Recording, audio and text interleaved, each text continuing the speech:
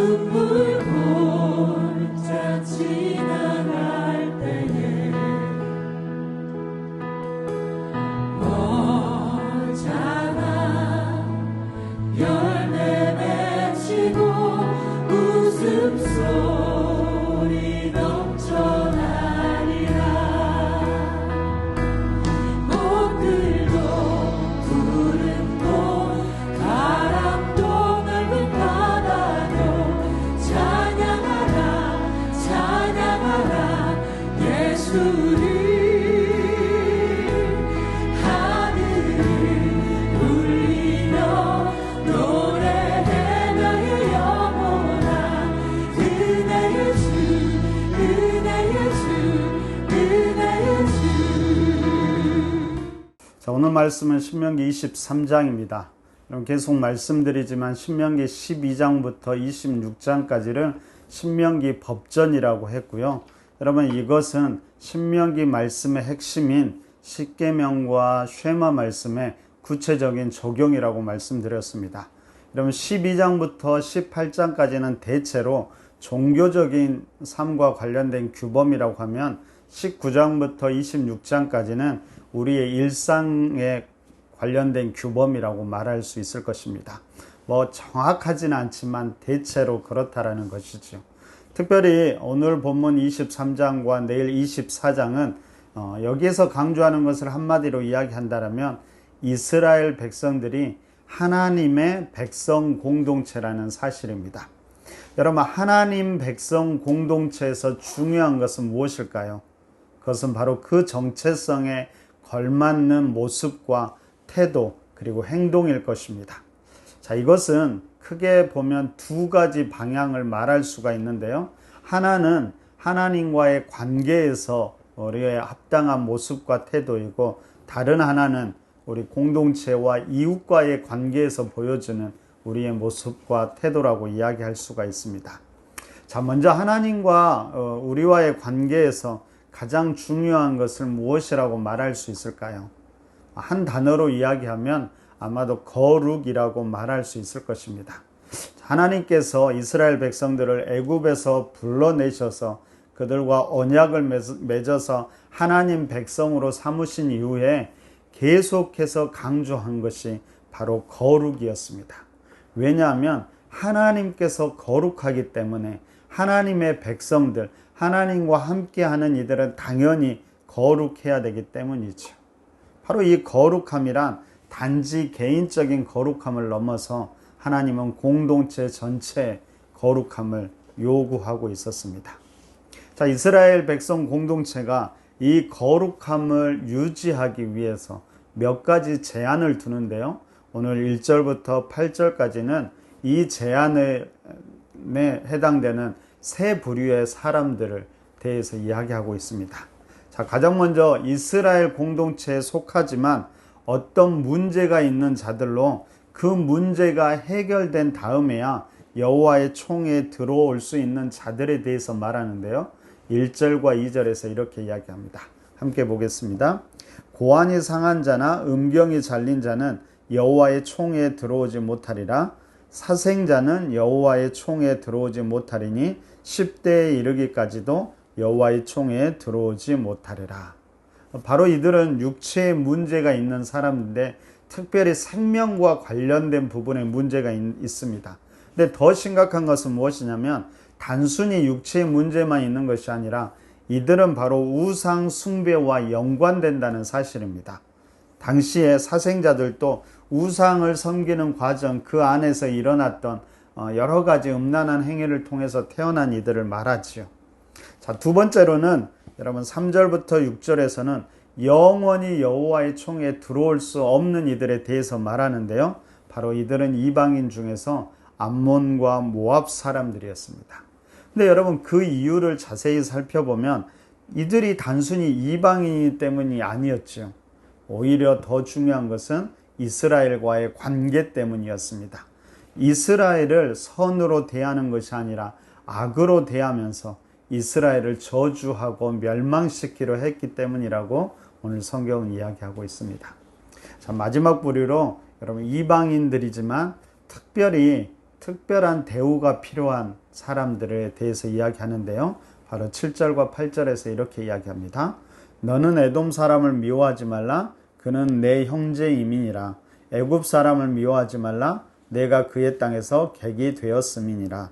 그들의 3대 후 자손은 여호와의 총에 들어올 수 있느니라. 자, 이런 세 부류들 전체적으로 우리가 눈여겨보아야 될 것은 이스라엘 백성 공동체로서 그들이 정결함을 유지하기 위해서 여러 가지 원칙을 세워놓고 그 원칙을 통해서 공동체의 정결함을 유지해 갔다라는 겁니다. 근데 여러분 이 부분을 좀 더 우리가 자세하게 보면 단지 그것은 육신의 문제 그리고 그들이 이방인이냐 아니냐의 문제만은 아니었습니다. 더 중요한 것은 관계의 문제고 영적인 문제가 결합되어 있다는 사실을 우리는 기억해야 될 것입니다. 그럼에도 불구하고 여러분 그들을 배제할 때 그 배제는 영원한 배제가 아니었고요. 대부분은 일정 기간이 지나거나 문제가 해결되면 그들을 여호와의 총에 받아들였다는 것을 우리는 보게 됩니다. 여러분 이렇게 본다면 당시 이스라엘은 거룩함을 위해서 몇 가지 제약을 두었음에도 불구하고 그 공동체는 닫힌 공동체가 아니라 열린 공동체라는 것을 알게 됩니다. 그리고 단순히 무조건 결합할 때도 그렇게 하는 것이 아니라 시간을 두고 천천히 결합하면서 그 거룩함을 유지하고 있는 모습을 보게 됩니다. 여러분 우리는 생각할 때 그렇게 생각하지요. 거룩함을 위해서는 무조건 배제해야 된다고 생각하고 또 반대로는 우리는 하나됨을 위해서는 무조건 함께하고 용납해야 된다라고 이야기하지요. 근데 이스라엘은 이 둘의 긴장을 잘 유지하면서 거룩함도 유지하면서 또한 열린 공동체로서의 모습도 잃지 않았다라는 것입니다. 저는 우리 푸른나무 교회가 이 둘의 긴장을 잘 배우고 이 긴장을 잘 유지하는 그런 공동체가 되기를 바랍니다. 자, 두 번째로 여러분 15절 이하에는 여러 가지 기타 규정에 대해서 이야기하는데요. 도망친 종에 대한 배려, 그다음 창기나 남창들에 대한 매춘 금지, 그리고 거룩한 노동을 통해서 예물을 드리라는 것, 그리고 형제에게 이자나 고리대금을 금지하는 것, 그리고 서원한 것은 반드시 지켜야 한다는 것, 그리고 마지막으로 포도원에 들어가서 따먹을 수는 있으되 그것을 담아오지는 말 것들을 이야기합니다. 자, 우리는 이 부분을 그냥 그대로 이야기하기보다는 조금은 현대적인 적용을 하면 좋을 것 같습니다. 예를 들면 도망친 종에 대한 배려는 약자에 대한 배려로 우리가 생각할 수 있고요. 창기나 남창 등의 매춘을 금지하는 것은 현 시대 속에서 성적 타락을 금지하는 것, 그리고 이 성을 상품화하는 것을 금지해야 되는 것으로 이해할 수 있을 겁니다. 세 번째로 거룩한 노동을 통해서 예물을 드리는 것은 우리가 우리 자신뿐만 아니라 우리가 행하는 모든 것, 그리고 우리가 가진 모든 물질까지도 거룩함이 필요하다라고 우리가 그렇게 받아들이면 좋겠고요.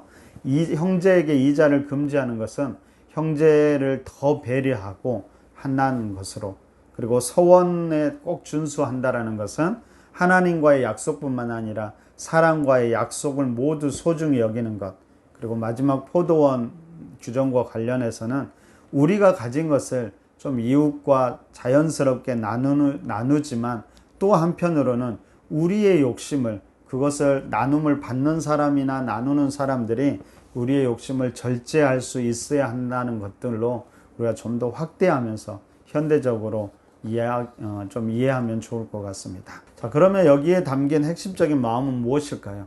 그것은 하나님의 백성 공동체로서 이웃을 어떻게 대할까의 문제에서 가장 핵심은 배려와 사랑이라고 말할 수 있을 것입니다. 특별히 우리가 형제에 대해서, 그리고 연약한 자들을 더 배려하고 있음을 배려해야 한다는 사실을 우리가 잊지 않았으면 좋겠습니다. 자, 전체적으로 신명기 23장은 무엇을 말하고 싶은 걸까요? 그것은 바로 이스라엘 백성 공동체가 하나님의 거룩한 공동체라고 말하면서 이 공동체는 하나님과의 관계에서 거룩함을 유지해야 되고, 또 이 공동체는 공동체 안에서 이웃과의 관계에서 배려와 사랑을 보일 수 있어야 한다는 것입니다. 더 나아가서 이 둘이 바로 거룩함과 이웃들을 향한 배려와 사랑이라는 것이 별개의 것이 아님을 우리에게 말해주지요. 어쩌면 하나님이 원하시는 거룩함이란 형식적인 거룩함을 넘어서 우리의 삶 가운데 이웃을 향한 배려와 사랑으로 나타나야 한다라고 말하고 있는지도 모르겠습니다. 저는 이런 관점에서 오늘 우리가 꼭 기억했으면 하는 바람이 있는 것은 바로 우분투라는 단어입니다. 아마 여러분들도 아실 것 같은데요. 여러분, 우분투라는 말은 아프리카 반투족 말로 우리가 함께 있기에 내가 있다라는 뜻이라고 합니다. 한 예화에서 이런 예화가 있더라고요. 한 인류학자가 반투족 아이들을 모아놓고 달리기 경주를 했습니다.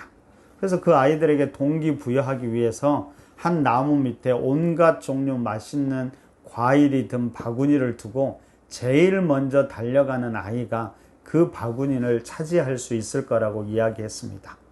그래서 서로 빨리 달려가기를 기대했겠죠. 그런데 막상 아이들은 그 학자의 예상과는 다르게 다 같이 손을 맞잡고 뛰어가 바구니에 있는 과일을 나누어 먹었다라고 합니다. 그 학자가 참 궁금해서 이렇게 물었죠. 1등을 하면 다 가질 수 있는데 왜 그걸 포기하냐고 묻자 아이들이 우분투를 외쳤다고 합니다. 그러면서 나머지 아이들이 슬픈데 어떻게 나만 기분 좋을 수 있죠? 라고 되물었다라고 합니다. 여러분, 우리가 하나님의 백성, 하나님의 자녀로서 회복해야 될 정신이 어쩌면 진짜 거룩한 모습이 이러한 모습인지도 모르겠습니다. 여러분, 인간은 하나님의 형상으로 지음받은 존재로서 하나님과 연결되어 있고, 또한 우리는 서로 연결되어 있음을 기억해야 합니다. 이렇게 보면 인간이 이기적으로 살면서 참된 행복을 느낀다라는 것은 불가능한 일인지도 모르죠. 여러분, 나 혼자만 괜찮다고 결코 괜찮은 것이 아닙니다. 그렇게 우리는 하나님과 연결된 자로서 거룩함을 유지해야 되고, 또한 함께 연결된 자로서 서로 사랑하고 배려하는 모습을 우리가 가지고 또한 표현할 수 있어야 할 것입니다. 구체적으로 우분투 정신을 우리가 오늘은 회복해 갔으면 좋겠습니다. 그때 그 공동체는 하나님이 기뻐하시는 거룩한 공동체가 될 것입니다. 여러분, 우리 푸른나무 교회가 이런 공동체가 되도록 우리가 함께 기도하고 함께 노력했으면 좋겠습니다. 여러분 주위에 있는, 가까이 있는 사람들, 여러분 정원 식구들, 매일 만나는, 함께 예배드리고 사역하는 그 사람들을 소중히 여기고요. 거기에서부터 시작하십시오. 작은 거라도 섬겨주고 베풀어주고 사랑하고, 그러면서 그 공동체가 또한 세상을 향해서도, 우리 정원이 함께 세상을 향해서도 섬겨주고 베풀어줄 때 아마 하나님이 기뻐하시는 공동체가 될 수 있을 거라고 생각됩니다. 우리가 함께 오늘 또 우리 푸른나무 교회를 위해서 기도하고, 우리가 함께 그런 그리스도인 하나님의 백성이 되도록 귀하게 살아가시는 귀한 하루가 되시기를 바랍니다. 자, 우리 함께 교회를 위해서, 여러분 자신을 위해서 함께 기도하겠습니다.